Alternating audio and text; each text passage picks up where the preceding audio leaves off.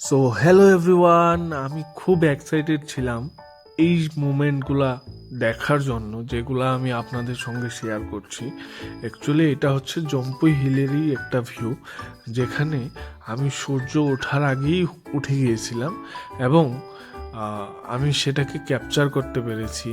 সূর্য সূর্য উদয়ের মোমেন্টটা আমি ক্যাপচার করতে পেরেছি। ওখানের পরিবেশের প্রত্যেকটা বিষয় আমি অনুভব করেছি এবং ওইটা আমার জীবনের অনেকটা শান্তিপূর্ণ দিন ছিল। কারণ আমি আগে থেকে প্ল্যান করে করে যাইনি ওখানে, যে আমি এইভাবে এগুলা ফিল করব, কিন্তু যাওয়ার পর আমার মাইন্ডসেটটা অনেকটা চেঞ্জ হয়ে গেছে, যার জন্য আমি ভোরবেলা ঘুম থেকে উঠে ওই ভিউগুলা ক্যাপচার করতে পেরেছি। হ্যাঁ, আমি চাইবো আপনারা যদি সময় পান তাহলে আপনারা একবার গিয়ে ভিজিট করে আসুন, যারা এখনো অবধি যাননি।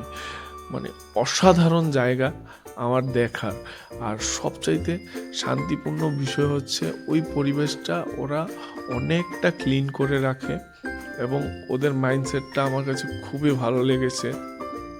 এক্সট্রা কোনো সাউন্ড ওখানে পাবেন না, কোনো ধরনের নয়েজ হবে না, প্লাস প্রত্যেকটা বাড়ি ঘর খুবই সুন্দর, খুবই ক্লিন। আমি সকলের উদ্দেশ্যে বলবো, ওদের যা নিয়মাবলী আছে সেগুলি মেনে আপনারা ওখান থেকে ওই অনুভবগুলো নিয়ে আসবেন। কারণ ওরা ওদের মাইন্ডসেট অনুসারে ওদের পরিবেশটাকে অত সুন্দরভাবে সাজিয়ে গুছিয়ে রেখেছে না।